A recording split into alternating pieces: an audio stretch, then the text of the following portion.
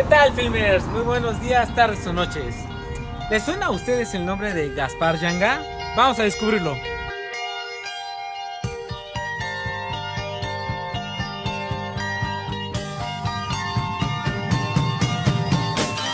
¿Te suena el nombre de Gaspar Yanga? Me suena, pero no estoy seguro. Tal vez lo estoy confundiendo. Creo que no. No. No, Gaspar Yanga no. ¿Ubica el nombre de Gaspar Yanga? No, No, tampoco. ¿Qué? No. Tampoco me suena.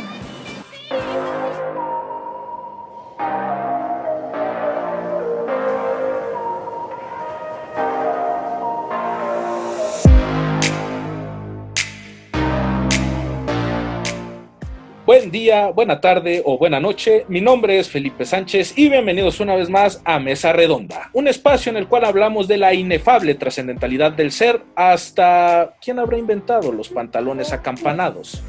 Mi nombre es Felipe Sánchez. Y yo soy Poncho Jiménez. Y esta tarde, este día o esta noche vamos a hablar de héroes olvidados. Y entonces vamos a hablar de uno que aproximadamente 200 años antes que Miguel Hidalgo le dijo a la corona española: basta, ya estuvo bueno. Hablamos de nada más ni nada menos que de Gaspar Yanga, a quien, como pudieron ver en las entrevistas, casi no, pues más bien nadie ubica. Y bueno, antes de empezar queremos agradecer a Alejandra Luna y a Jonathan López Báez, quienes se dieron a la tarea de conjuntar a este grupo de panelistas 10 de 10 que están aquí para hablarnos hoy de justamente este emblemático personaje. Y por un lado nos acompaña el profesor en filosofía y en ciencias religiosas de la Universidad Intercontinental. Él es el doctor Ramiro Alfonso Gómez Arzapalo. Doctor, ¿cómo está usted? Bien, gracias, buenas tardes. Por otro lado también nos acompaña el investigador histórico independiente Andrés Aguilar Patiño. Andrés, ¿cómo estás? Muy bien, gracias. Buenas tardes. Y por último también nos acompaña Wilfrido Aedo Ángeles. ¿Cómo estás, Wilfrido? Muy bien, aquí estamos con ustedes. Mil gracias a todos ustedes. Y bueno, para arrancar esta mesa redonda vamos a iniciar con la pregunta que seguramente todos tienen en la cabeza. ¿Quién es Gaspar Yanga? Comenzamos con usted, doctor. Bien, pues Gaspar Yanga es un esclavo africano del siglo XVI. Él nace más o menos por ahí, por 1545, lo capturan y lo traen, lo mercan, se lo traen de África acá a Veracruz, y pues empieza a desarrollar su vida acá como esclavo. Y alrededor de 1570 él huye, se escapa del lugar donde lo tienen y logra, junto con otros esclavos, huir hacia los cerros. Entonces, pues va a ser el iniciador de un movimiento bastante sui generis y exitoso hasta cierto punto, porque pues funda un pueblo de negros libres, y este pueblo negocia de alguna manera con cierto grado de éxito con la corona española, de tal forma que no es aniquilado de inmediato, y logra insertarse y negociar algunos aspectos con la corona para garantizar la sobrevivencia de este movimiento, con ciertos acotamientos que la corona impone, pero pues lo hace con cierto grado de éxito. No es el único ejemplo en América, pero realmente sí es el primero del que tenemos noticia, y son muy poquitos, ¿no? Muy poquitos los que lo lograron. Entonces, pues cobra mucha relevancia por eso, precisamente. Bueno, pues nada más, creo que se explicó bastante bien el doctor y nos está dando información muy útil. Nada más yo lo único que podría agregar es, Gaspar Yanga es el líder de este movimiento, digamos, de liberación de pueblos afrodescendientes. Bueno, él de hecho no podría considerarse afrodescendiente, sino más bien es de la primera ola de esclavos africanos que llegaron al continente. Él fue capturado en África y fue enviado a América a través de este sistema de tráfico que existía entre las colonias de España y otros imperios. Podemos mencionar, por ejemplo, el portugués, el holandés, y que justamente bajo este esquema, él llega a lo que es ahora México, el territorio de lo que es ahora México, y justamente al ver la situación en la que está viviendo él y todos sus compañeros, decide empezar este movimiento.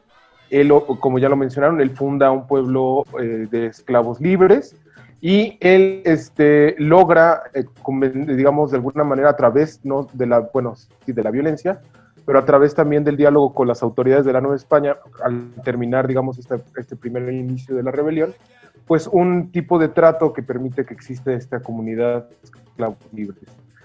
Algo que me parece muy importante mencionar es que Gaspar Yanga también es líder, o más bien representa parte de un movimiento que se dio en la Nueva España, que hay que recordar, que inserta dentro de lo que se conoce como el sistema de castas. Recordemos que en la Nueva España, desde que llegaron los españoles y tomaron posesión de este territorio, implementaron un sistema conocido como sistema de castas, en el cual, dependiendo tu origen o dependiendo tu nivel de consanguinidad en ciertos grupos, pues tenías acceso o inclusive podías aspirar a tener algún tipo de cargo. O en este caso, Gaspar Yanga pues está dentro del último escalón, digamos, de esta línea, que es básicamente el de los esclavos. Y el de los esclavos es el cual no tiene, bajo ningún aspecto de la ley novohispana,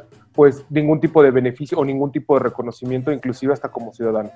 Por eso, por ejemplo, para los historiadores ha sido muy, muy difícil escribir una historia de Gaspar Yanga, porque no hay registro de ellos, porque se consideran a veces propiedad. Se me acaba de helar la piel con esto último, y sí lo entiendo perfectamente.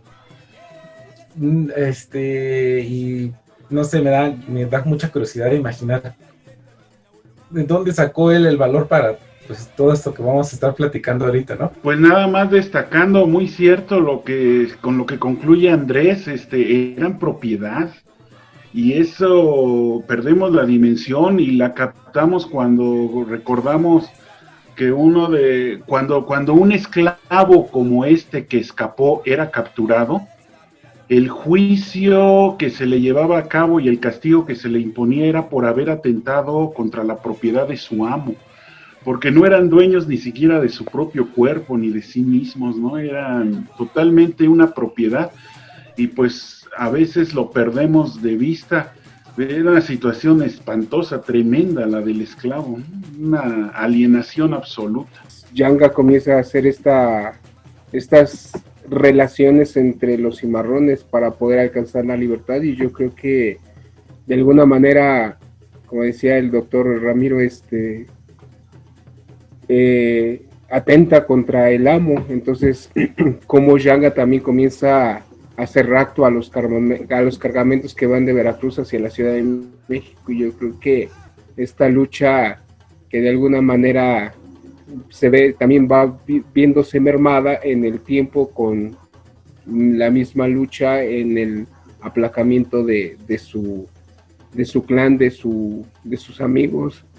Entonces, sí sufre, se le queman las casas, las plantaciones, pero yo creo que tras esa lucha, yo creo que Yanga y todos sus compañeros pues, alcanzan del virrey gozar de la paz, pero ya no como esclavos, sino como ese primer pueblo libre de América. Y en ese encuentro con el otro, o en ese encuentro con los demás, yo creo que alcanzar no derechos iguales, porque de alguna manera alguien de ustedes mencionaba el sistema de castas, sino similares a los españoles, pero no iguales, sino un poquito más abajo. Sí alcanzan libertad, pero una libertad también un poco condicionada solamente al espacio de ese pueblo que fundan, y pues de alguna manera Yanga sí queda ahí mermado un poco en la historia, y pues al final de cuentas ir descubriendo a este primer personaje que alcanza libertad en estas tierras. Yo creo que sí es hablar de alguna manera de ese príncipe que alcanza una libertad para los suyos, para los que vienen con él y para los que han sufrido a través de ese recorrido con él. Y yo creo que alcanzan esa, yo lo podría decir así, esa amnistía total. Entonces, ese derecho total de poder criar a sus hijos, de sentirse libres, de sentirse no parte de la corona, sino hasta cierto punto, sino de una manera independiente, ahí como que un poquito alejados. Aquí ya nada más, y corríjanme si me equivoco, y para que a mí igual me quede claro, cimarrones es lo ubicamos como rebeldes, ¿no? Los cimarrones era una de las tácticas utilizadas no solo por Yanga, sino por otros grupos subversivos de la época. Constaba en huir hasta, digamos, atacar una población o robar algo y subir digamos, a las montañas. Entonces, la palabra cimarrón, hasta donde tengo entendido, viene de la cima, o sea, gente que vive en las cimas. Okay. Entonces, de ahí podríamos partir de que esta es una táctica que fue utilizada no solo por Yanga, sino por muchos otros grupos subversivos.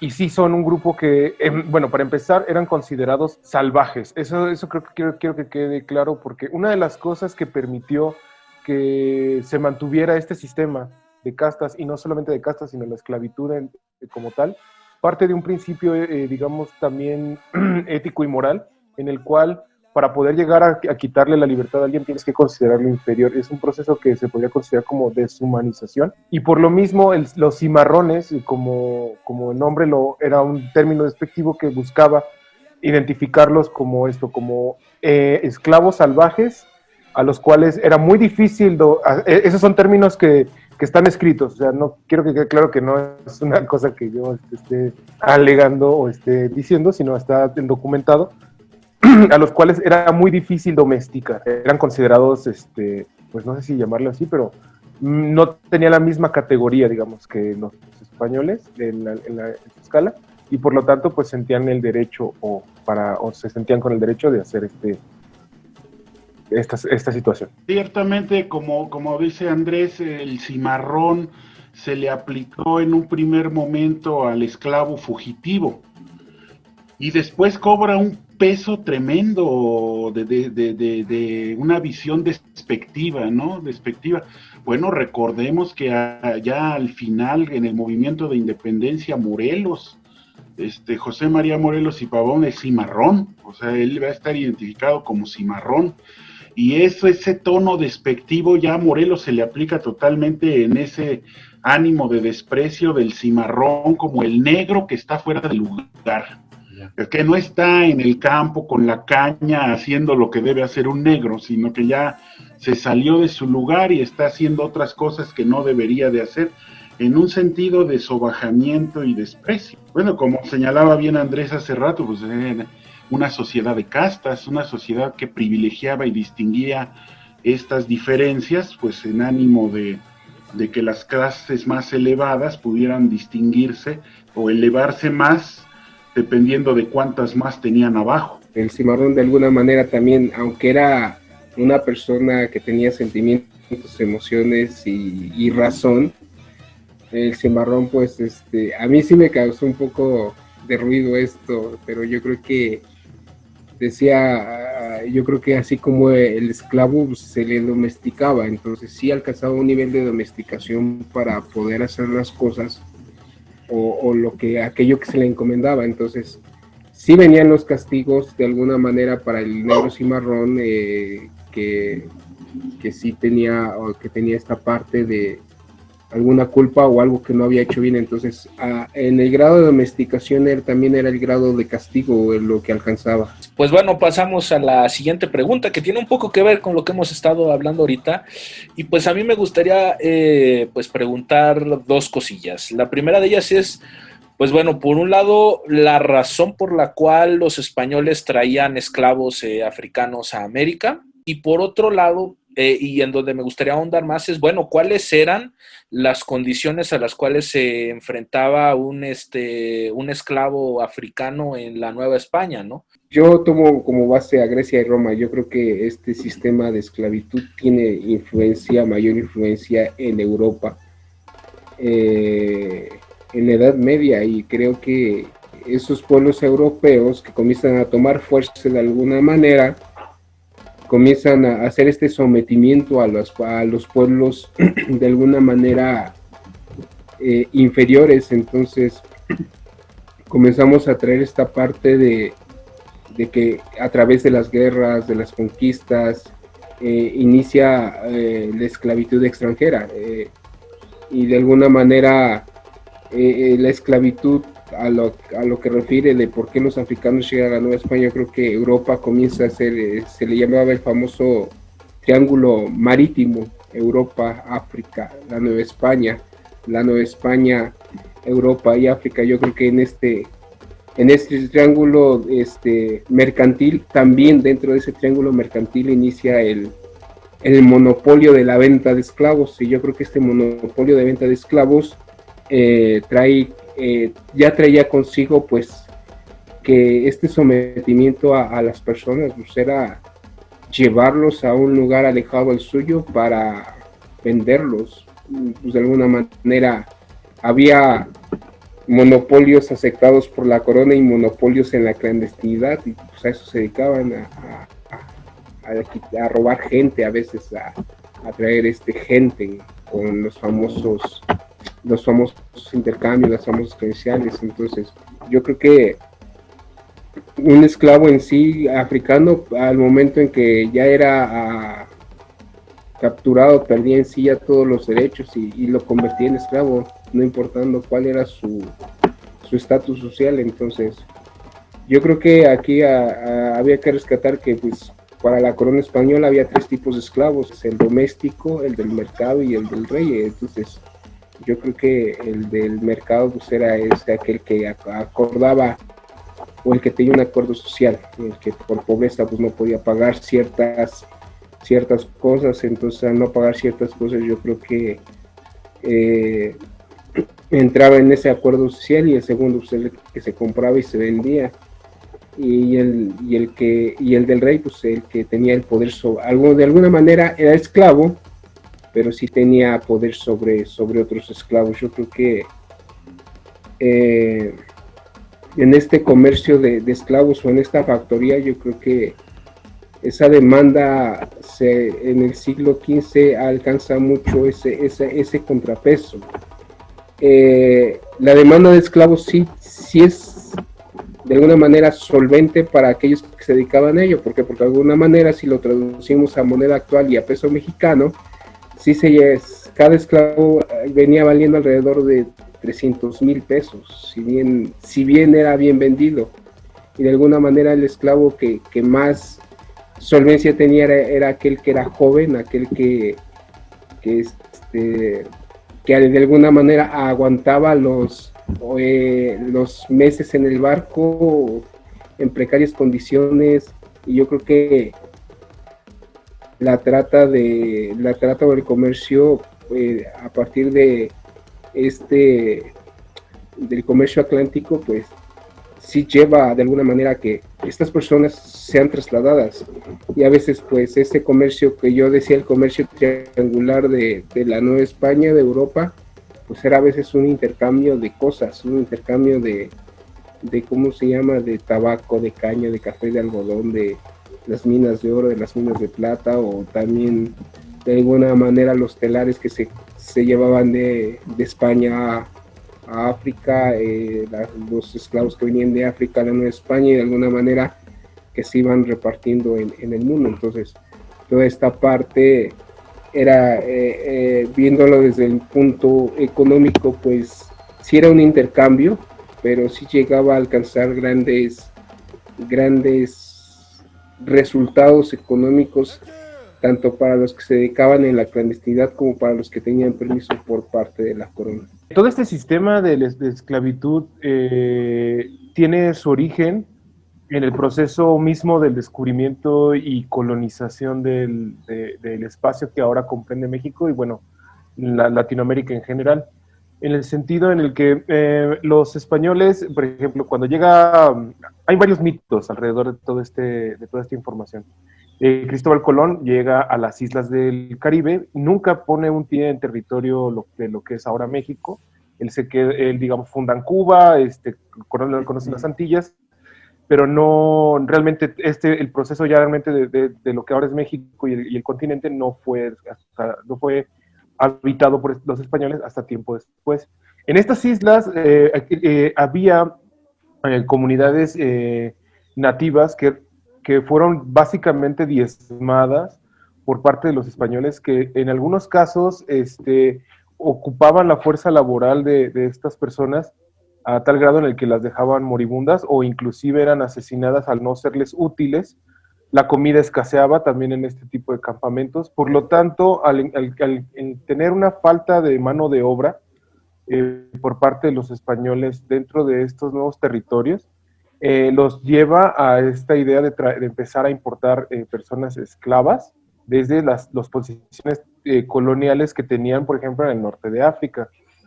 Hay que también saber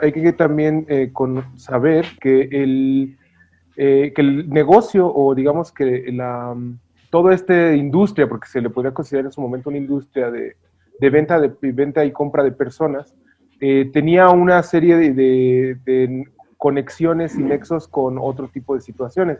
Es muy común imaginarnos a expedicionarios europeos yendo a las colonias africanas a capturar personas y subirlas a los barcos y enviarlas a los nuevos territorios. Sin embargo, se sabe y se conoce que dadas las circunstancias en las que se vivían en las colonias africanas, mismos grupos de personas de estos países africanos empezaron a generar redes, digamos, de captura por ellos mismos. Es decir, algunos grupos de personas habitantes de África capturaban a otros grupos o a otras personas de otras tribus enemigas, las cuales eran vendidas a los esclavistas.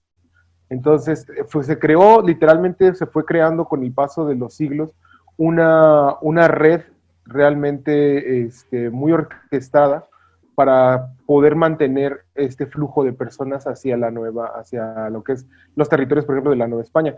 Recordemos que en este proceso también están involucradas no solo las colonias españolas, sino también tenemos a las colonias portuguesas y a las colonias británicas y a las colonias francesas que tenían y que todas ellas en algún momento recurrieron a este tráfico de esclavos para poder sostener sus empresas coloniales. Bueno, no es gratuito que el término colonial venga pues, obviamente de Cristóbal Colón, que fue el que empezó con este sistema de obtención de recursos a través de la fuerza. Otra cosa que es muy importante es reconocer, para muchas personas se acerca la fecha de recordar este primer contacto entre los dos países, estas dos naciones ahora, ¿no? México y España. El 12 de octubre se acerca el día en que conmemoramos ese primer contacto. Y muchos historiadores nos hemos dado a la tarea un poco más de investigar y de tratar de sacar a la luz que muy poco reconocido es el genocidio que se vivió dentro de las colonias en este proceso del que estamos hablando, incluido obviamente el asunto de la esclavitud. Por lo tanto, Gaspar Yanga viene o llega al territorio de lo que es América porque los españoles básicamente no tenían mano de obra que pudiera sostener en algunos casos sus proyectos coloniales. Y otra cosa también que es importante, recordemos también que en el caso de la Nueva España tuvimos un serio problema en lo que es ahora México, hubo un serio problema de epidemias que llevaron a diezmar a la población durante mucho tiempo en estas grandes pandemias conocidas como las Matlazáhuatls, que eran básicamente donde en algunos casos se cuenta hasta que es probable que haya muerto más un poco cercano a la mitad de la población de lo que fue México Tenochtitlan por esta situación. Entonces, imaginemos que pues los españoles al querer sostener sus empresas, pues recurrían a este proceso de esclavitud. La esclavitud es un sistema, ¿no? Es un sistema.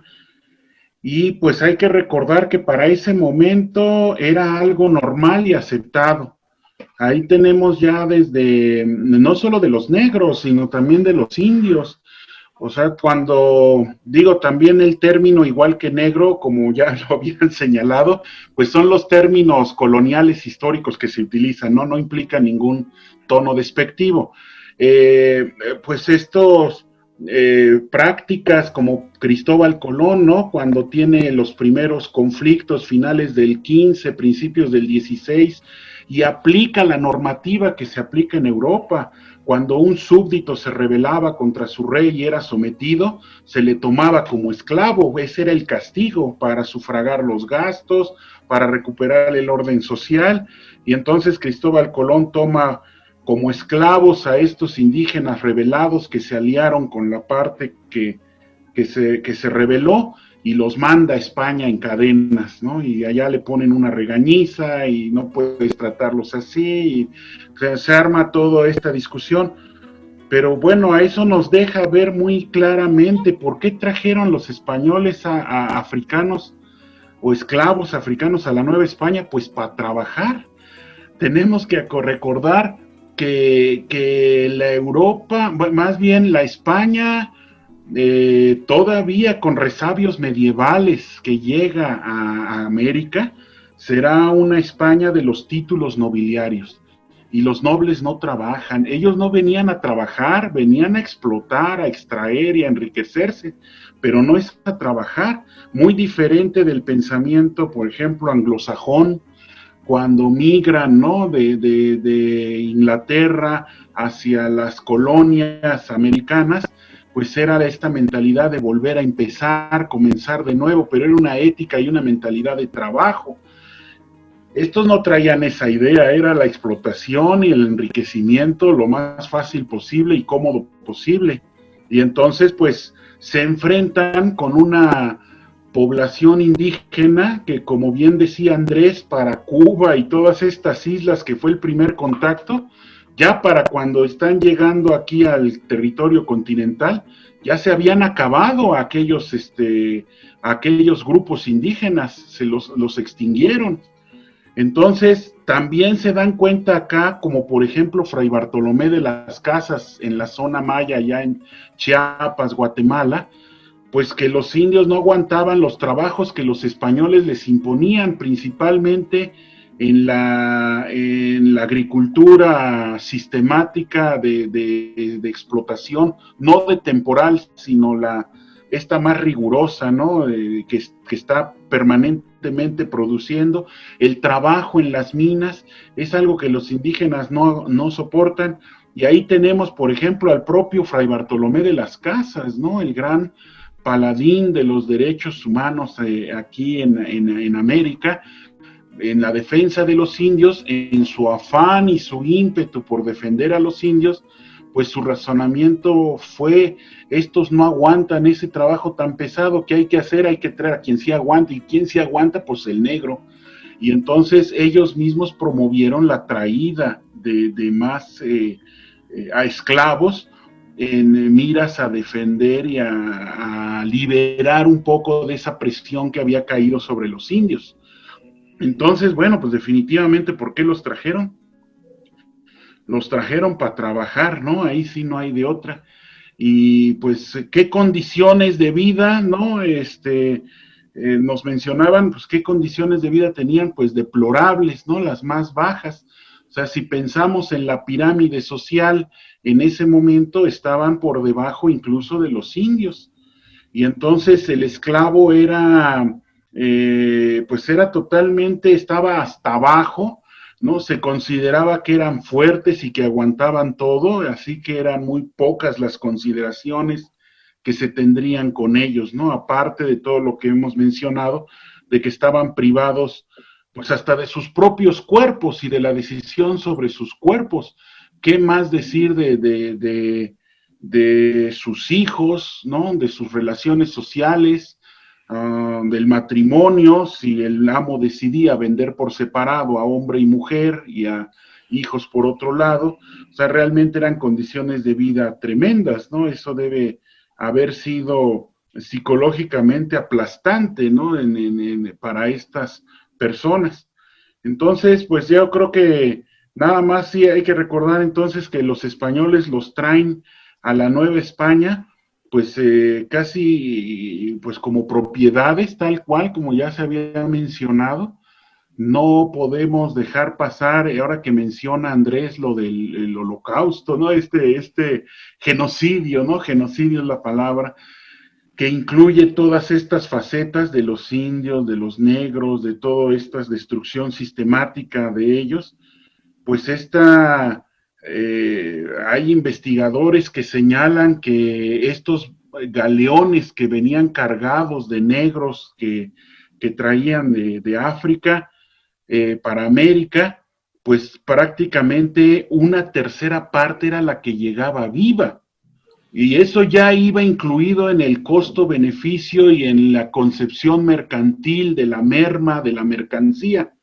Entonces se saturaban los galeones porque ya se sabía que una tercera parte era la que sobreviviría, los demás quedaban por enfermedades, por hambre o por lo que fuera en el trayecto.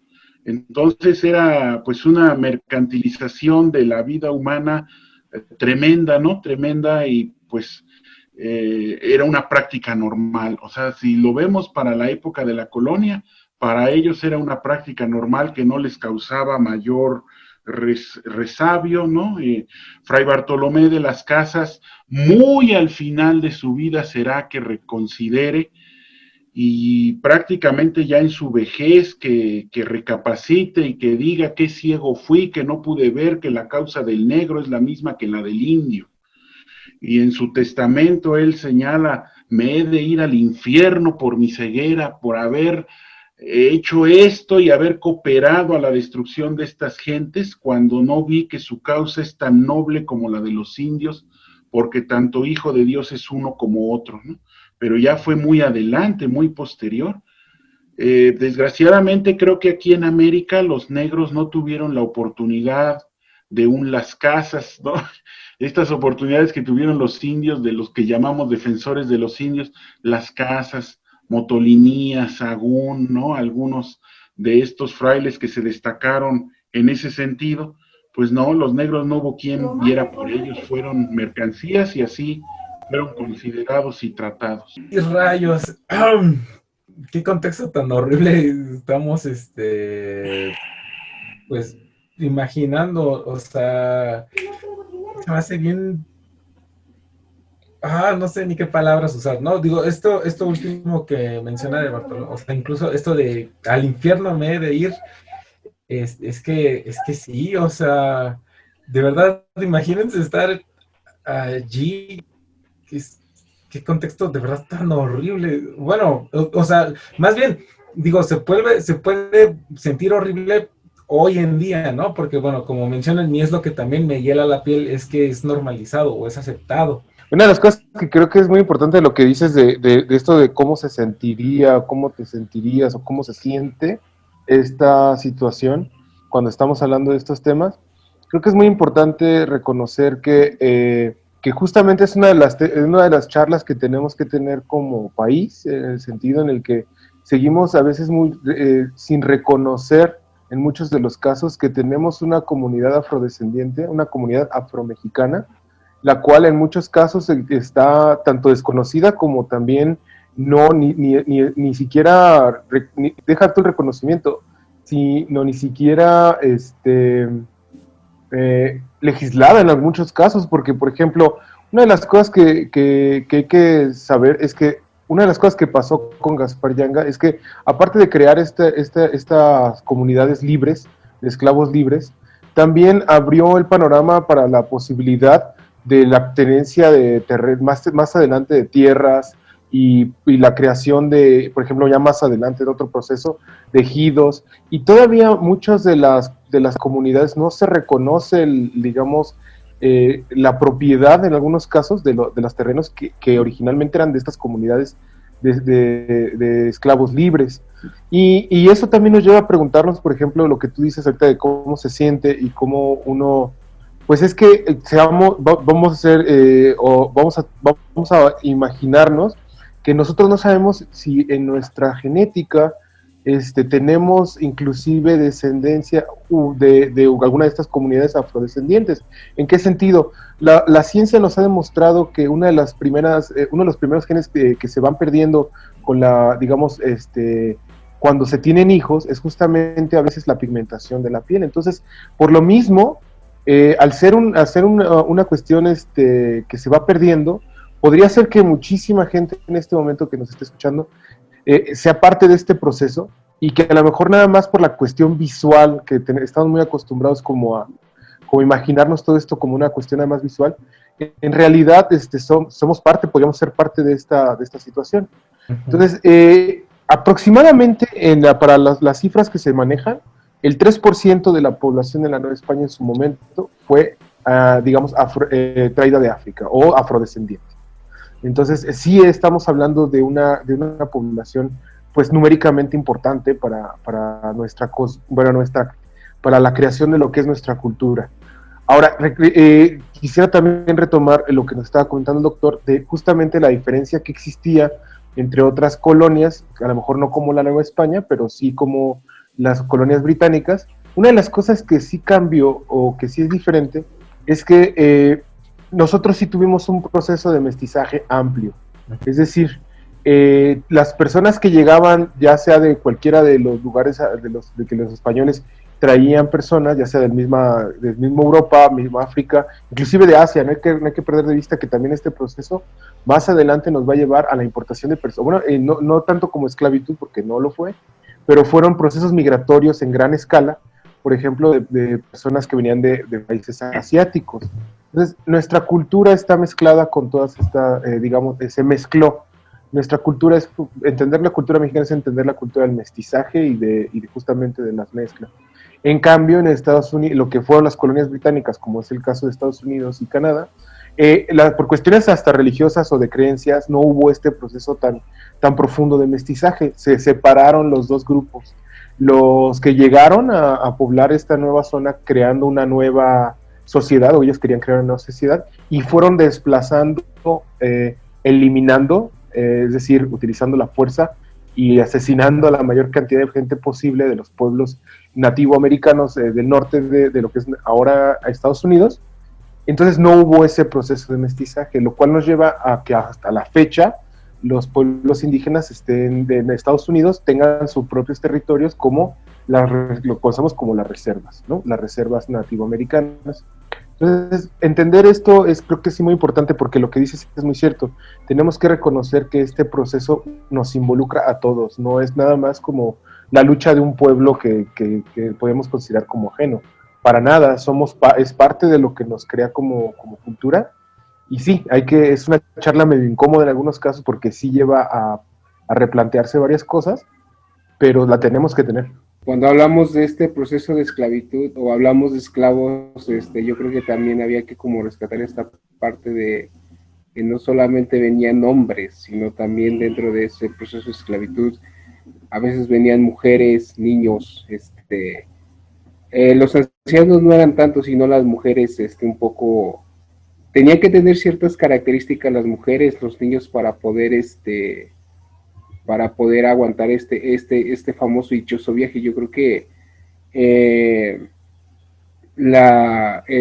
alguna vez he tenido 2 veces una visita a la Costa Chica, y creo que una de las profesoras de esa zona nos decía que la mujer africana que venía tenía que tener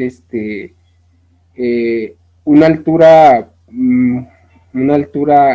un poquito más de lo normal, que era 1.85, un poco delgada, pero eso sí, en robusta, en fuerza. Entonces, esta era la mujer que más aguantaba el viaje. Yo creo que ya cuando llegaban a Veracruz, los hombres, en este caso, iban directamente a las minas, a la venta, y yo creo que las mujeres sí tenían otro término. Las mujeres iban más a los pueblos, iban más a las haciendas, iban más a la cuestión de el cuidado de las mujeres de la alta sociedad. Sí se repartían y tenían ciertos lugares a donde iban dentro de América, dentro del Caribe, y en México, por lo regular, siempre los niños iban a la costa de Guerrero, Oaxaca, a esas partes donde comúnmente hoy conocemos a la famosa Costa Chica o el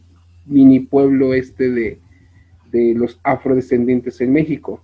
Y pues yo creo que ahí rescatando esta parte que decía el doctor Ramiro del proceso de deshumanización, viene ese desgano vital tanto de los que venían como esclavos a los que estaban aquí en este proceso de colonización, como lo fueron los indígenas. Entonces, hay un choque cultural entre culturas esclavizadas, podría ser, yo creo que aquí en este caso es la preeminencia del amo sobre el esclavo, del amo sobre el esclavo. Yo creo que esta caída o yo lo llamaría la caída de dos pueblos. El pueblo africano, que de alguna manera también es conquistado por Europa, y de estas naciones que conforman la Nueva España, que fueron conquistados por España, por Europa. Entonces, ese destino, de alguna manera, sí se ve un poco aminorado de alguna forma. En esta parte yo creo que ya como lo habían hay que rescatarlo. Sí había que hablar de un genocidio en estos pueblos, sin miedo y sin temor a decirlo. ¿Por qué? Porque sí se mató a mucha gente. Creo que la misma vivencia de nuestros pueblos, de nuestros antepasados, han llevado a que mermaran. ¿Por qué? Porque de alguna manera los españoles cuando llegan ya traen traen otra forma, otro estilo de vida, otra forma de vida, y entonces complementarlo, no se hizo un complemento, se hizo un ataque a la realidad de nuestros pueblos, a la realidad misma del pueblo africano. Entonces, sí hubo ese desgano total. Entonces, ante ese desgano yo creo que nada más lo que yo podría agregar, pues de alguna manera, centrado todavía en esta pregunta, pues que el contrabando aún así seguía siendo muy fuerte, aunque hubiera esclavos de tres tipos. Entonces sí había ese desgano, sí había ese contrabando. No sé, ya ni quiero preguntar. Rayos, bueno, es que ahora sí que antes de pasar a la siguiente pregunta, y les pido que por favor me desmientan nada, porque de lo poquito que se investigó, bueno, a mí me da la impresión de que posteriormente de que se logra este pueblo libre, yo la verdad sentí más que de parte de la corona española fue como un, sí, está bien, ya, libre, ándale. Pero pues siento que realmente no es tal cual, ¿no? Entonces, me hace esto pensar y se me hace algo muy pesado lo que se comenta sobre el genocidio, ¿no? Porque me hace tener la sensación como de mucha muerte en vano. Bueno, la respuesta sencilla es las muertes que provinieron de este genocidio, aparte de que ser muchas veces anónimas, la historia, hay que reconocer eso, la historia siempre ha sido un aliado en muchos casos, pero también ha sido digamos, una institución que ha permitido que ciertos mitos y que ciertas situaciones se mantengan o se sostengan. Entonces, bajo la idea europocentrista, es decir, desde la visión europea de este proceso, hay muy poca investigación, es decir, no se ha documentado de manera correcta, ni se ha dado, muy poca gente se ha dado la tarea realmente de rescatar toda esta parte de la historia que está muy, muy enterrada y muy olvidada, pero que creo que es muy importante que ahora que ya tenemos la posibilidad, digamos, de tener más acceso a la información, de que los archivos se han estado abriendo, pues en ese sentido, pues creo que es el momento para que este tipo de investigaciones surjan. Y sí, efectivamente, lo que tú dices de una muerte en vano, pues yo diría que es parte de un proceso que lleva que digamos, parte de se tendría que analizar desde la mirada de la colonización como proceso. Recordemos que esto que sucedió en la Nueva España no es un caso aislado y que, por ejemplo, básicamente África en su totalidad, el continente africano en su totalidad fue repartido dentro de los imperios europeos que bajo fuerza y bajo yugo, literalmente fueron dominando estos espacios. Entonces, yo diría que básicamente no fueron muertes que se derivaron de este proceso que involucra pues la codicia, digamos, para sostener imperios y para sostener países como los que conocemos ahora, como Francia, España, Inglaterra, pues obviamente ellos al no tener ni siquiera el territorio para producir a veces todo lo que consumían o para tener esas riquezas, pues dependían de este sistema colonial. Entonces, la avaricia, la codicia, digamos, el interés de megalomaníaco en algunos casos de convertirse en el mayor imperio que existiera en la Tierra, pues llevó a este tipo de procesos.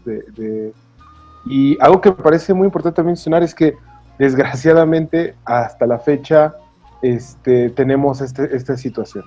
Los historiadores reconocen como un proceso el neocolonialismo, es decir, este regreso de este sistema disfrazado ahora como libre mercado en muchos casos o como otras cosas, pero este sistema sigue estando vigente.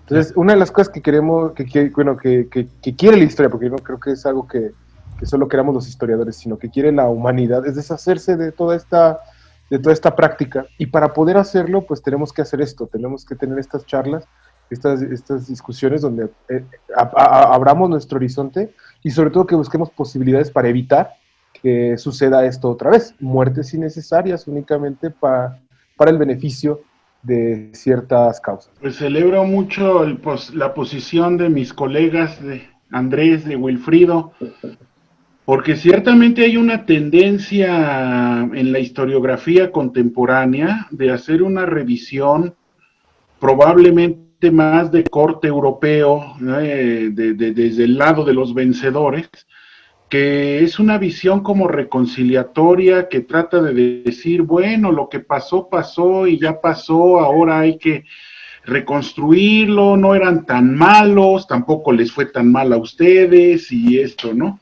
Y no, hay que decir las cosas con claridad, y yo también pienso que sí hubo un genocidio, que fue una situación totalmente abusiva y que ha cobrado una factura larguísima en la historia de los descendientes de estos pueblos, como Leonardo Boff lo decía desde la celebración del 5º aniversario en 1992, que él señalaba, hay una deuda que Europa debería tratar de ver cómo le paga a Latinoamérica, porque mucho de la situación que vive Latinoamérica y sus pueblos se debe al saqueo sistemático y continuo que les robó no solo los recursos, sino el futuro y las posibilidades de crecimiento posteriores.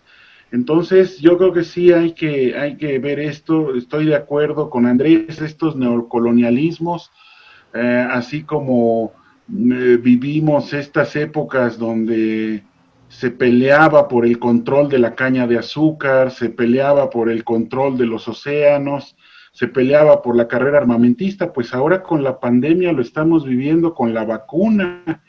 ¿Y quién va a tener la vacuna? ¿Quién tiene la cura? ¿Quién tiene los accesos? ¿Quién controla? Y finalmente son mecanismos de nuevos armamentos para seguir una mentalidad colonial de dominación. Yo creo que sí hay que ser muy conscientes de estos procesos y ayudar a nuestra sociedad a que se haga consciente de esos procesos, porque si no pareciera que todo es normal, todo está bien y todo es así porque así debe de ser, y no debe de ser así, no debió ser así, pudo ser de otra manera. Sí, en efecto, todo esto viene a colación, pues muy bien para la siguiente pregunta, ¿no? Que de hecho se divide en dos, pero la primera parte, bueno, creo que ya nos ha quedado, quiero creer que muy claro durante toda esta charla hasta el momento, que la interacción entre africanos, indígenas, españoles en ese tiempo, bueno, yo soy tu dueño, tú te cansas, déjate traigo al negro para que él haga el trabajo, ¿no? Y todo aceptado, como dice ahorita el doctor, bueno, comparado con lo de hoy en día, pues esto es normal y así es, ¿no? O sea, no pasa nada. Pero esto entonces viene a ser la pregunta, ¿cómo estas interacciones se reflejarían en el dinamismo social de hoy en día en estas regiones en específico? Y pues vaya, ¿por qué no así abarcarlo, ¿no? Hacia todo nuestro territorio o hasta el mundo? Bueno, pues desde el momento de la interacción primera entre estos grupos étnicos, tomando a españoles, indígenas y los negros esclavizados, pues va a ser una base de relación desigual, ¿no? Una base de relación desigual, ya se hablaba de las castas, es por excelencia el modus operandi de todo sistema colonial, generar divisiones internas para que mientras se pelean por migajas de reconocimiento o de cierto estatus social, un poquito mejor una clase que otra, pues digamos el grupo que controla a todos los demás, pues se puede servir con la cuchara ancha. Entonces es una base de desigualdad, y yo creo que esa base de desigualdad pues queda hasta nuestros días. Es muy interesante esta pregunta. Bueno, por ejemplo, en Chiapas, en Chamula, ¿no? En San Juan Chamula, en algunas regiones de estas partes de los Altos de Chiapas, son increíbles las danzas que los indígenas conservan hasta nuestros días, y en esas danzas siempre están presentes los protagonistas españoles, los indios y los negros, y entonces se mezclan en estas danzas todos estos personajes, y desde la perspectiva de punto de vista de los indígenas, pues siempre será como el foráneo. El español y el negro tienen la culpa de todo. El español y el negro son el mal, son los que vienen de fuera de mi comunidad y atentan contra mi territorio, atentan contra mi forma de vida, y entonces se estandarizan. Pero ahí está el personaje del negro, ¿no? Por ejemplo, en estas danzas y en estos rituales. Entonces yo creo que hasta la fecha pues se conserva, ¿no? Se conserva mucho. A lo largo de las fuentes coloniales que podemos consultar, pues el negro siempre estuvo presente, no se negaba, ahí estaba, pero en un lugar oscuro, ¿no? En un lugar no privilegiado. Siempre aparece en los archivos, en los ramos inquisitoriales, sospechosos de las acusaciones, son los culpables de la brujería, son los que traen el mal al pueblo, ¿no? Entonces, ese estigma que pesa en esa otredad, que acaba siendo el chivo expiatorio de todo lo negativo y malo que pesa sobre esa sociedad colonial, pues yo creo que permanece hasta nuestros días, ¿no? Y ahí está presente. Y pues esto trasciende las fronteras del tiempo, se va pasando, se va legando. La historia ya no solamente es gremio de los historiadores, cualquiera se puede acercar a esto. Y algo que a la gente que nos gusta hablar del pasado y analizar el pasado, creo que una de las cosas que tenemos que considerar es que ahorita, en este momento en el que estamos hablando, este proceso este proceso que hemos platicado como del colonialismo, no ha terminado. Esto sigue siendo parte de la cotidianidad de muchos lugares. Y quiero, por ejemplo, comentar que ahorita, mientras estamos hablando, en lugares como los que comentaba el doctor, como Chiapas, la población celtal está siendo víctima de proyectos extraccionistas, y los ha llevado la semana pasada estábamos hablando de desplazados de estas comunidades. Los cuales no tienen voz ni voto, ni la gente se entera de sus luchas, y como lo que estamos utilizando de ejemplo es Gaspar Ñanga, pues creo que es importante reconocer que este tipo de luchas siguen sucediendo en nuestro país todos los días. Por lo mismo, pues bajo este esquema, la relación, como tú lo mencionabas en la pregunta, la relación que existe entre los diferentes grupos en los que mucha gente ha querido dividir a nuestro país, porque eso también hay que reconocerlo.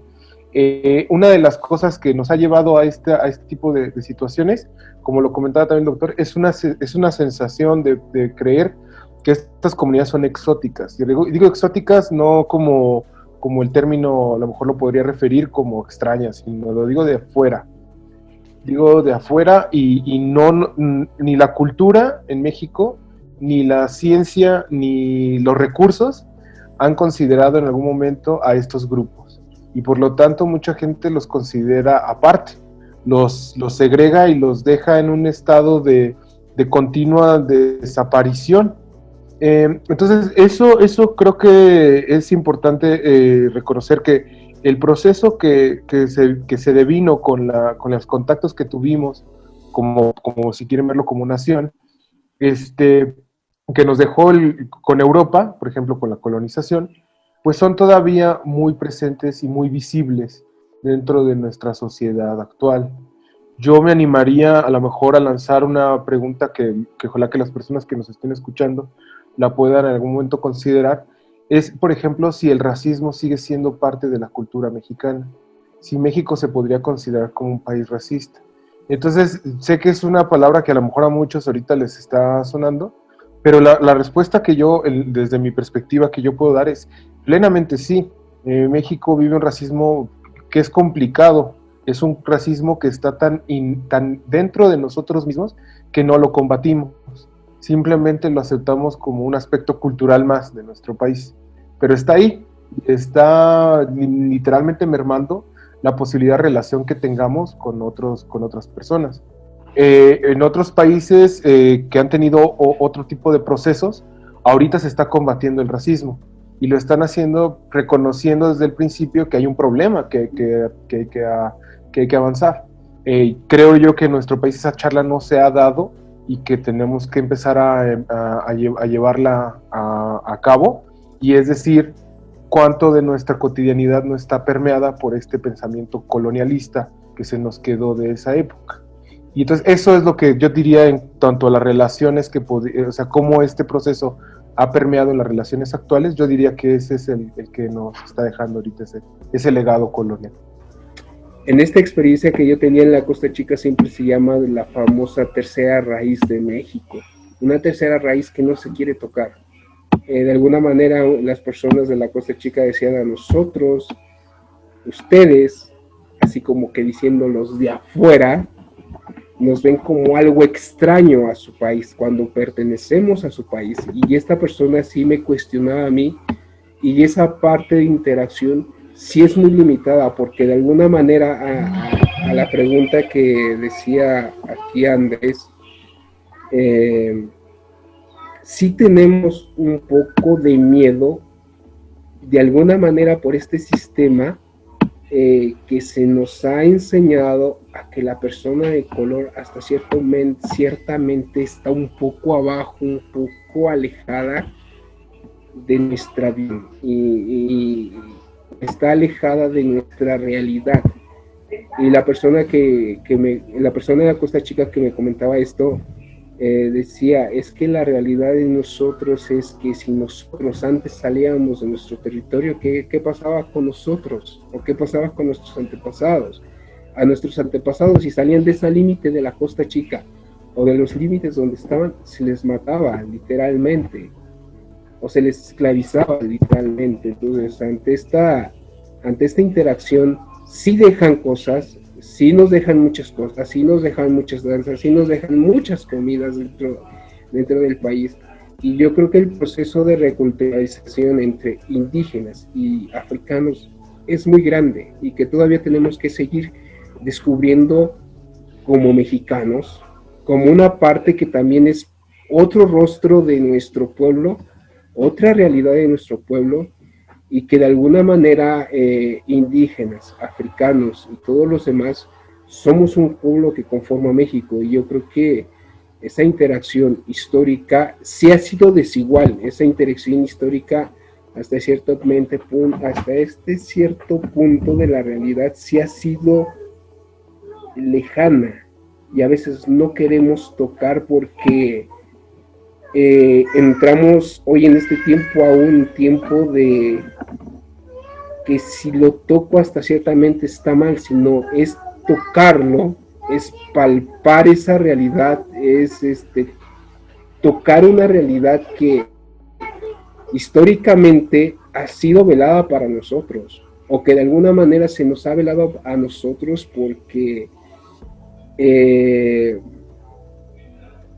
no se quiere hablar de realidades que hieren, o de realidades que de alguna manera la historia oficial piensa que no son necesarias, pero son tan necesarias para conocer la gran diversidad de nuestro país, tanto la diversidad del norte, la diversidad del sur y la diversidad, en este caso, de nuestros hermanos afrodescendientes en México. Bueno, ahorita justo que mencionan todo esto y hablamos justamente de todos estos procesos que existieron durante la colonia, hay una idea que ya desde hace algún tiempo me traigo en la cabeza, ¿no?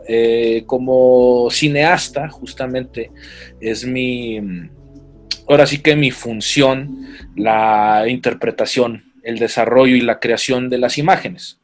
Y muchas veces cuando analizamos este tipo de fenómenos audiovisuales, siempre, por un lado tenemos, ¿no?, esta cuestión de tener al blanco, al caucásico, o a tener ciertos rasgos, tanto dentro de la publicidad como dentro del cine, que amoldan a un modelo eurocentrista, ¿no? O a un modelo establecido por los norteamericanos, ¿no? Lo podemos observar en la manera en cómo los medios de comunicación masiva entran, ¿no?, a través de la cuestión audiovisual.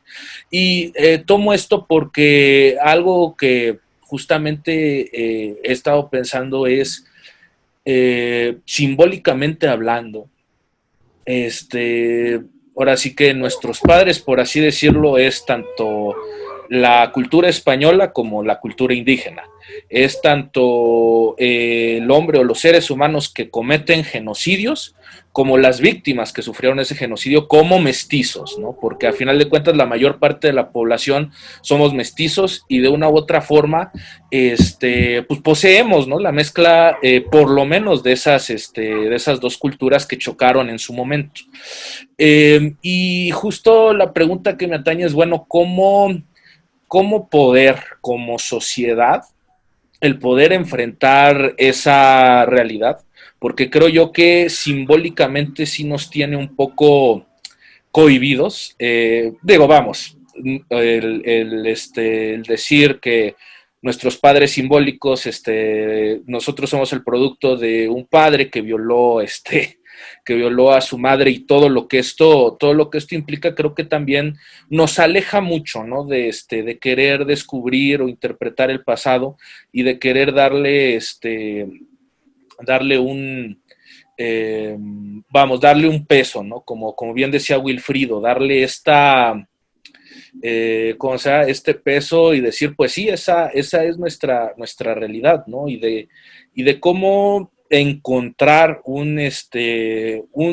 realmente un símbolo que nos represente como mexicanos, ¿no? Porque creo yo que la figura principal que tenemos, que suele ser Miguel Hidalgo, pues a final de cuentas era un criollo, ¿no? Era un español nacido en tierras mexicanas, tenía cierto tipo de privilegios y, salvo que me equivoque, y sí, por favor, corríjanme, y en donde a final de cuentas lo que quería era la perpetuación del sistema de Fernando VII, que era rey en ese tiempo y que fue depuesto por Napoleón Bonaparte, y en donde realmente no se busca en un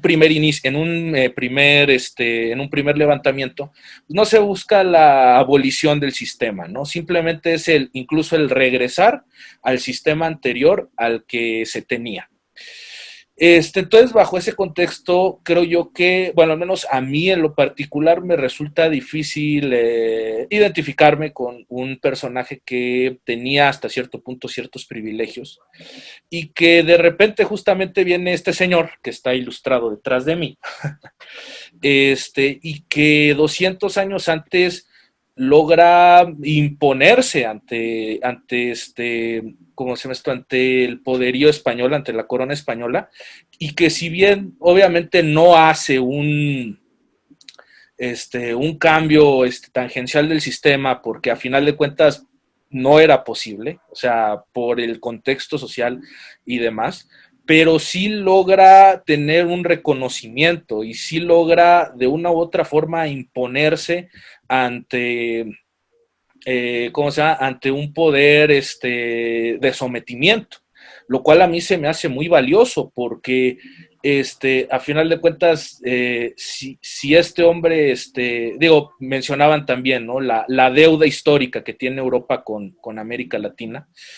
Y en ese aspecto, sí es una deuda que creo que tiene que ser saldada, pero también es hacer un poco esta cuestión de qué podemos hacer nosotros, ¿no? Y creo que la figura de Gaspar Yanga es muy importante en función de que es una persona con la cual creo que como mexicanos podríamos entendernos mejor, porque al final de cuentas él era lo último del estrato social, y aún así, con todo y ser lo más bajo de lo más bajo, logró imponerse ante este sistema colonialista, de una u otra forma, ¿no?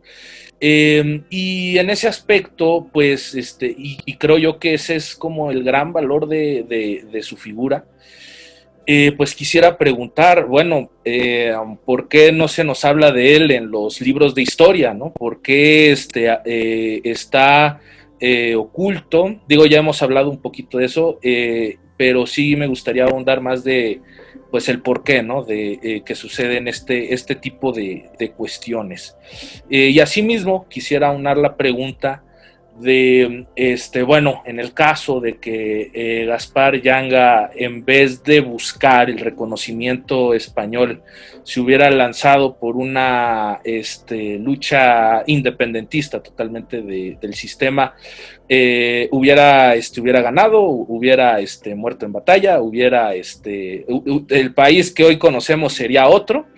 Esas serían como las cuestiones a lanzar. Hablar de Gaspar Yanga no es nada más es hablar de su lucha, que fue en su momento, como decías, a lo mejor muy icónica, y que deberíamos considerar como también parte del proceso que nos dio el país que tenemos ahorita, y que a lo mejor no está bien reivindicado. Pero también hablar de Gaspar Yanga es hablar también de las rebeliones y de los personajes que siguen estando ocultos para la historia nacional. Por ejemplo, no sé, Gilberto Bosques en su lucha contra los nazis, que luego quien guste darse un interés ahí, un mexicano que literalmente a través de sus conexiones como como enviado de la embajada mexicana estuvo salvando personas judías durante el Holocausto, o también estaríamos hablando de Jerónimo, este personaje que literalmente nativo americano, que en México logró en algún momento rescatar a parte de su tribu. Estamos también hablando de la lucha feminista en México, de Herminia Galindo, la primera mujer que realmente le dio voz al movimiento y que luchó en contra del machismo que todavía está permeando en nuestro país. Entonces es hablar de toda esta gente que tú dices que a lo mejor no tiene esa visibilidad, o que no está siendo reconocida tanto por la historia. La historia no es algo en el sentido más amplio, no es algo que excluya, sino que siempre está buscando incluir la verdadera historia, es decir, el conocimiento del pasado. No es esa cosa totémica que no se pueda transformar. La historia la podemos escribir, la podemos estar nutriendo todo el tiempo, y el hecho de que tengamos estas charlas que estamos teniendo ahorita son ejemplos de justamente eso, de darle visibilidad a estas personas que literalmente estuvieron peleando por una mejor situación para los suyos y para todos los demás que estaban habitando su realidad. Ahora también quiero aclarar que hay dos cosas, una es el reconocimiento y otra es la reivindicación. Creo que una cosa que tenemos que considerar es, hay una duda histórica en torno a la lucha de estos personajes, pero también hay un proceso que es de reivindicación, es decir, de reconciliación de partes.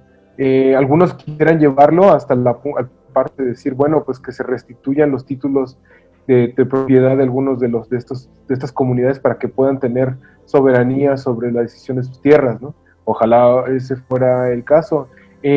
Entonces, sí hay una parte donde tenemos que reconocer y también reivindicar a estas comunidades y estas luchas. Por lo mismo es importante que consideremos que nuestra labor como ciudadanos de este país, creo yo, es justamente abrir nuestro horizonte de conocimiento, y recuerdo que la historia oficial siempre ha sido la que ha limitado el acceso o, digamos, no ha permitido que sean tan conocidas las luchas de estos personajes. Pero no por ello no se puede hacer nada al respecto. Y algo que tú mencionabas que creo que es importante es qué podemos hacer al respecto. Pues hay muchas cosas que están dentro de nuestra cotidianidad, que están a nuestro alcance, que nos permitirían avanzar en esta reivindicación y en este resarcir el daño que se ha hecho a muchas de las comunidades.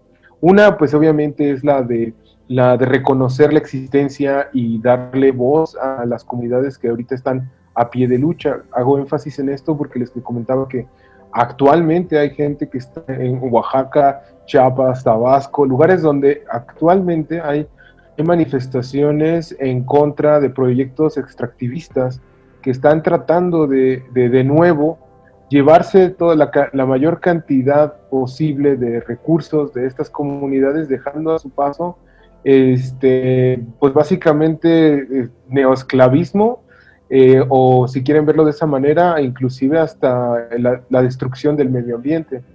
Nada más por mencionar la minería que se está llevando, o sea, los procesos y proyectos mineros de compañías extranjeras muchas veces que se están llevando a cabo en nuestro país. Pues la lucha de Gaspar Yanga no está terminada nada más con el reconocimiento de su valentía y de su esfuerzo, sino también está presente en la lucha de muchos de los pueblos que actualmente básicamente están luchando, a que suene triste, pero básicamente es por subsistir, por continuar existiendo dentro de nuestro territorio. Entonces, esa sería una parte, creo yo, de resarcir ese daño y de avanzar hacia una nueva cultura. Una cultura que habla sobre el reconocimiento de los demás individuos que te rodean. Somos parte y estamos inmersos en esta realidad. Y también es importante, creo ya como para cerrar la pregunta que me hacías, es nosotros como nuestra única herramienta actualmente política, o si quieres verlo como nuestra única herramienta de lucha, muchas veces ya sea a través del campo intelectual, o a través del campo audiovisual, o a través del campo de la escritura, podríamos encontrar trincheras para literalmente pelear, como lo hizo Yanga, en contra de un sistema que a veces está dejando de lado a estas comunidades. Y que no se nos pierda de vista, yo sí creo que avanzar en estos términos nos llevaría a una sociedad menos racista, más incluyente y sobre todo más comprensiva de la forma en la que se está llevando tanto la política y la sociedad de este país. Sí, pues en cuanto a esta de por qué la historia de Gaspar Yanga se ha permanecido oculta, pues no repetiría, porque ya lo han dicho muy bien mis antecesores, y pues es esta realidad, ¿no? Me adhiero a esto, pues porque no conviene que se sepan este tipo de ejemplos. Al rebaño no se le controla diciéndole, tú tienes el poder de decisión de ti, de tu generación y de tu sociedad, puedes llevarla donde tú quieras y puedes abrirte a las posibilidades que tu decisión colectiva te lleve, sino más bien se le controla diciéndole, pues ya todo está acabado, la cultura y la historia están terminadas, y tú eres muy afortunado porque vives en el culmen de la historia, de lo que es la historia y lees la cultura está encerrada en las vitrinas de un museo, está encerrada en el Palacio de Bellas Artes, está encerrada en la Galería de Arte, y no se considera cultura la marcha que está ocurriendo en la calle, las reclamos de ciertos grupos sociales, las rebeliones pequeñas que tienen lugar día a día en esta gran ciudad, de grupos que piden derechos, reconocimiento y mejores condiciones de vida. Entonces yo creo que esto es muy, no solo de México, de toda Latinoamérica.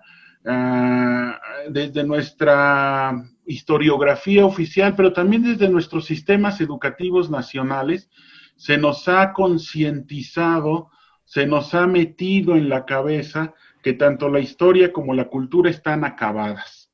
Y entonces eso castra en nuestra capacidad y nuestra potencialidad de ser agentes históricos, de ser agentes culturales, que podemos seguir echando a andar este motor y nos integramos en un proyecto ya echado a andar, pero que exige continuación y que admite el cambio, y que el cambio lo hace precisamente la generación presente, que decide qué lega y qué ya no lega.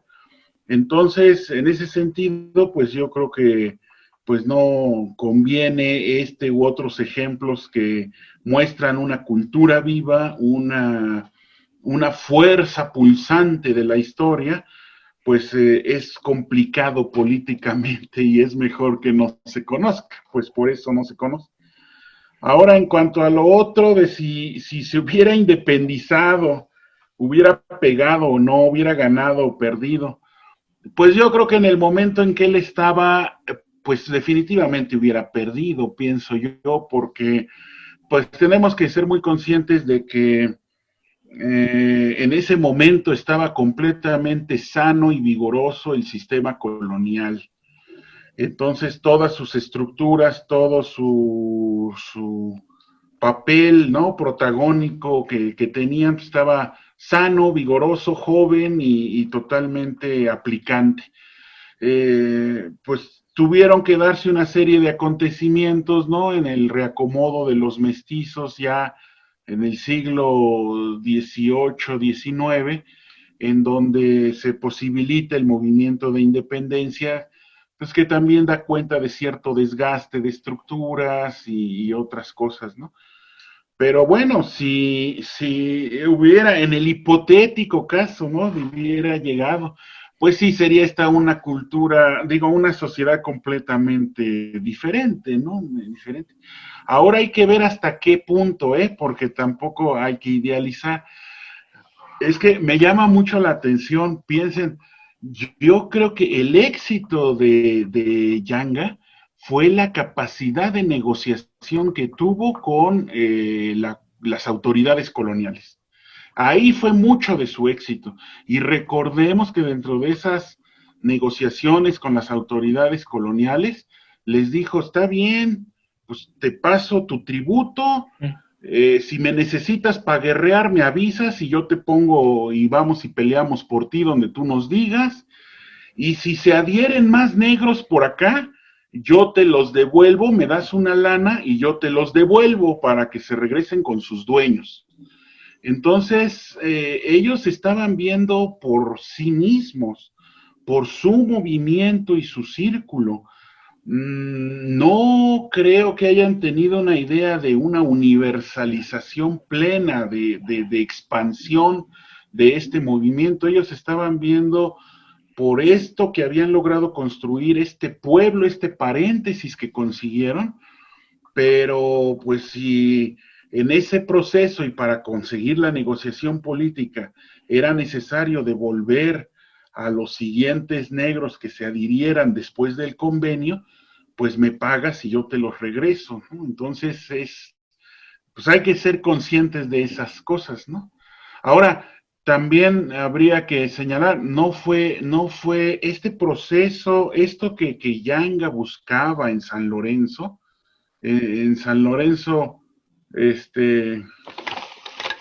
bueno, ahora es San Lorenzo Yanga, pero el pueblo libre de San Lorenzo de los Negros, ¿no?, se llamó en un primer momento, en la época colonial, pues no es muy diferente a lo que buscaban, por ejemplo, después los jesuitas con las reducciones, o por ejemplo, Fray Bartolomé de las Casas mismo allá en Guatemala, en Tierra de Paz, que era un paréntesis de esta colonia, donde no entraran españoles más que a comerciar, y donde ellos pudieran autorregirse completamente, y a partir de eso garantizar una forma de vida que les fuera conveniente. Entonces es más o menos lo que se propone después desde estas otras apuestas, pues más institucionalizadas en el sentido eclesiástico, ¿no? La reducción jesuítica o estas reducciones que proponía las casas en estos territorios entre los mayas.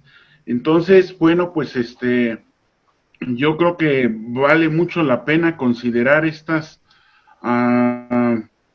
pues estos contratonos dentro de la historia, ¿no? Donde en un momento en que toda la balanza pareciera universalmente inclinarse hacia un lado, hay estos ejemplos y estos momentos en los que estas apuestas de la diversidad estuvieron presentes y tuvieron relativo éxito, ¿no? Dentro del sistema. Sí, efectivamente, no hay que olvidar la parte contextual en donde más que una carencia de visión, yo creo que es justamente, pues ahora sí que ir en contra de la realidad más próxima, ¿no? Al final de cuentas es eso, efectivamente no idealizarlas a los personajes, porque volvemos a lo mismo, todo personaje en la historia tiene sus blancos y negros, sus grises, porque bien o mal, pues fueron humanos como cada uno de nosotros, ¿no? Un poco en cuanto a la historia de México, pareciera ser que es llegada de los españoles, conquista y salto a Miguel Hidalgo y luego ya todo lo que sigue. Entonces, les agradezco mucho a todos ustedes que pues, nos compartan todo esto, ¿no? Y que develen la parte del por qué puede ser que esté oculta. Ahora, bueno, vamos a pasar ya a las conclusiones. Yo nada más quisiera, bueno, repetir una vez más la parte del el agradecimiento que les tengo a todos ustedes. Creo que es muy bueno este ejercicio de, pues, rascar para rescatar partes de la historia, ¿no? Y aún sobre ella, pues, dudar, reconocer, reflexionar todo lo que se ha estado hablando, ¿no? Sobre, pues, genocidios, blancos y negros y grises de cada quien, ¿no? Que uno busca, a lo mejor de pronto no lo manda no lo hace tan grande una intención y ya mucho tiempo después es que uno lo idealiza, ¿no? Como se está mencionando. Y también como mencionaba Andrés, en cuanto a lo que podemos hacer nosotros, ¿no? Aquí pues, rescatando lo de Felipe, pues él y yo como artistas, y bueno, en lo personal puedo decir inspirado por ustedes, pues para generar arte al respecto, ¿no? Entonces, hacia las conclusiones, doctor. Retomando un poco de lo que decías, yo creo que sí hay que reconocer que fueron 300 años de colonia que fueron marcando paso a paso, ¿no? Las etapas por las que se fueron pasando y que generaron muchísima hibridación cultural, en la que no solamente fue lo español y lo indígena, sino que también entraron los negros africanos y otros grupos que se fueron integrando, ¿no? A lo largo de este periodo. Recordar que cuando sucede esta rebelión de Gaspar Yanga, no es la única rebelión que está vigente en México. Acordémonos que el proceso de conquista, pues 1521 fue la fecha de caída de México Tenochtitlán, pero el movimiento de guerrillas en los alrededores y sobre todo más adentro, tierra adentro, pues siguieron dándose hasta muy entrado el siglo XVII y en algunos lugares recónditos, ¿no? Pensando en los tarahumaras, los pueblos, los navajos, los seris, los huicholes, todos los que pudieron aprovechar lo agreste de su territorio para seguir huyendo y permanecer aislados, pues el sometimiento se prolongó hasta prácticamente siglos XIX y algunos hasta el XX. Entonces es un espectro de dominación muy amplio en el cual pues sí destaca definitivamente este movimiento de Yanga, precisamente por ser de esclavos negros que estaban en una situación pues de un sometimiento brutal y total, con muy pocas libertades y espacios, como probablemente los indígenas sí gozaron al tener sus pueblos de indios. Y entonces, al menos dentro de esos territorios, había paréntesis donde pudieron prolongar un poco más su forma de vida, de existencia social, sin la presión externa. Pero bueno, para el caso de los negros africanos o los esclavos negros, pues no tenían nada de eso, y que lo hubieran logrado, que lo hubieran podido lograr y mantener durante tanto tiempo y estructura, pues sí llama muchísimo la atención y es un ejemplo digno a ser considerado. Ejemplos como el de Yanga nos hablan de que, por desgracia, sigue habiendo elementos de nuestra historia que están negados para ciertas personas y para cierto gremio, y que, bueno, que agradezco la oportunidad de este espacio también para hablar un poquito de ellos y dar un poco más de luz sobre este tipo de luchas que siguen dándose en nuestro país. Howard Zinn, un historiador muy importante de la cultura de los Estados Unidos, al escribir su libro La otra historia de los Estados Unidos, se pregunta sobre este apartado que habla sobre el esclavismo. Se pregunta sobre, en el caso de la historia o para motivos históricos, ¿quién es el peor? ¿El esclavista que trata bien a sus esclavos o el esclavista que literalmente los tiene viviendo en condiciones subhumanas? Para Howard Zinn, él menciona en su texto que el peor de los esclavistas es el que trata bien a sus esclavos, porque perpetúa la idea de que el esclavismo está bien y de que es posible continuar con este sistema durante un tiempo indefinido.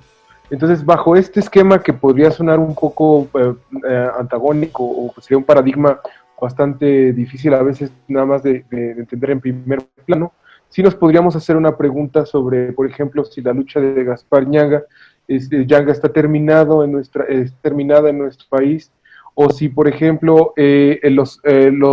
los alcances de su rebelión podrían estar más presentes de lo que nosotros creemos. Y yo sí creo, y me parece que es una discusión que se nos tiene que llegar en nuestra cultura y nuestra sociedad, y es la de sigue habiendo excluidos no solo de la historia, sino de la sociedad en nuestro país, y que a veces no es tan difícil nada más voltear el rostro y ver a esas realidades para entender que todavía hay mucho que hacer, hay mucho que lograr, y pues todo empieza con una historia, todo empieza con una parte, una crónica de algo que nos da hasta cierto punto inspiración, o en algún momento hasta herramientas para encontrar nuevas soluciones a problemas que siguen estando vigentes. Entonces yo cerraría mi participación con esto diciendo que la lucha de Gaspar Yanga no está concluida en ningún momento. Seguimos viendo los ejemplos y que esperamos de verdad como sociedad alcanzar ese lugar donde no haya excluidos y donde todas las voces sean escuchadas y los problemas se resuelvan en comunidad. Tendríamos que meternos en la historia, en una historia que no está terminada, en una historia que no solamente hable de hechos, sino también que hable de hechos que comprendamos, y que de alguna manera esa historia no ha dejado de escribirse, no ha dejado de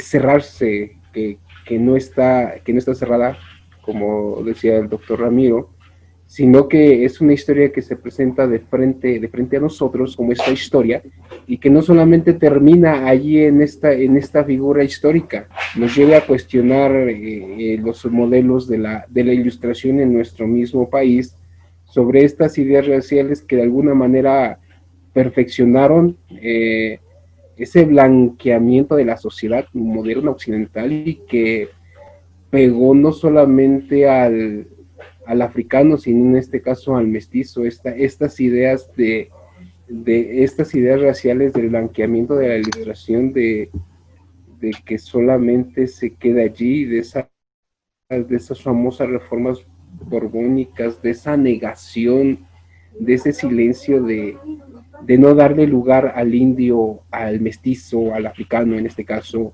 sino de que también recuestionar conceptos mismos de raza, esos conceptos mismos de igualdad hasta cierto punto, o sea, para pasar de una igualdad a una diversidad de pensamiento. esta misma historia debe ser esa base, ese fundamento que nos lleve a comprender esa dirección hacia la persona, esa dirección hacia la comunidad y sobre todo de que pues nosotros como humanos somos históricos, de que como humanos no nos encontramos cerrados, sí nos encontramos de frente a la historia y esa historia misma puede ser nuestra misma historia, la historia de nuestra comunidad, la historia de nuestro pueblo.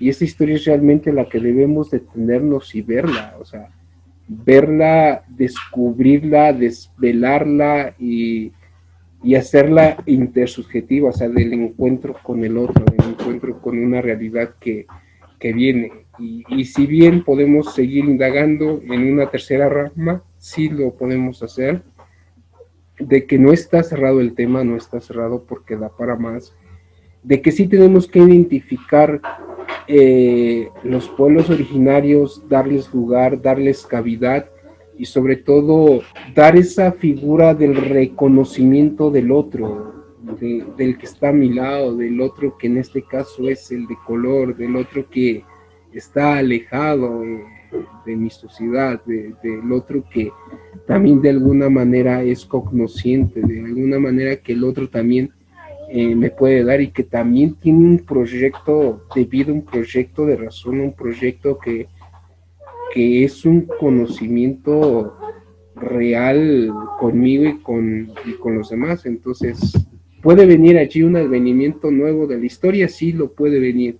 Un advenimiento que traiga consigo la realidad misma de reconocer, de seleccionar, de decir, bueno, este hecho mismo de como esta figura de Gaspar Yanga, de ser, que sea una figura pluricultural, una figura que dé un nuevo sentido a la realidad. Y sí sabemos que todos los seres históricos tienen blancos y negros, entonces dentro de esas cosas blancas y negras que tengan en el hecho mismo, pues es rescatar aquello que se pueda valorar, de que aquello que nos lleve a reconocer a los que de alguna manera a veces nosotros mismos hemos acallado. Pues yo quisiera remarcar lo que decía hace rato el doctor Ramiro en función de que la historia, la cultura no es algo ya acabado, es algo que hacemos todos los días, es algo en lo cual intervenimos todos los seres humanos de una u otra forma y que desde el mismo hecho de revisitar la historia que se nos cuenta de manera oficial, desde el mismo hecho de investigar, de buscar, ya empieza a existir un cambio, ¿no? En cuanto a nuestra mentalidad, en cuanto a las formas y en cuanto a lo que conocemos. Entonces, yo insto, como lo han instado los panelistas, a que pues nuestros espectadores pues investiguen, descubran cuál es esa historia que pocas veces nos cuentan. Digo, a final de cuentas el internet es muy vasto, es muy amplio, que investiguen sobre lo que representa en este mes patrio pues nuestra cultura y nuestro México como nación. Y ya nomás para cerrar, quisiera saber en dónde los podemos encontrar, cuáles son sus redes sociales. Empiezo en orden en cómo los presentamos, así que doctor Ramiro, por favor, a usted, ¿en dónde lo encontramos? Hay dos sitios donde hemos condensado, digo, no solo hablo en singular, sino, como bien señalas, hay equipo de trabajo, ¿no? Hay grupo, hay gente que se adhiere a proyectos, y donde lo hemos condensado en nuestro caso son dos, un blog y una página. El blog es el blog de Religiosidad Popular en México. Entonces, pues es www.religiosidadpopularenmexico, todo junto, blogspot.com, ¿no? Que es la terminación que se le pone al blog. Y la otra es la página de la Biblioteca Virtual de Religión Popular, que es también muy sencillito, todo junto y sin acentos, bibliotecavirtualdereligionpopular.com. Entonces, pues ahí hemos colgado, digamos, todo el acervo que hemos venido generando a lo largo de algunos años, en videos, entrevistas, eventos, presentaciones de libros, los textos mismos, y pues podrán encontrar mucha variedad de este otro México que no es tan evidente, que no pertenece a la historiografía oficial, pero que está ahí siempre pulsante y gritando, aquí estoy. Muchas gracias, doctor. Andrés. A mí me pueden encontrar, sobre todo en Instagram, estoy bajo el seudónimo de Corvus Corax, es C-O-R-V-U-Z y Corax C-O-R-A-X. Ahí es donde por lo general estoy subiendo crónicas visuales de muchos de los temas, incluidos varios de los que estamos platicando ahorita. Entonces ahí me pueden localizar. También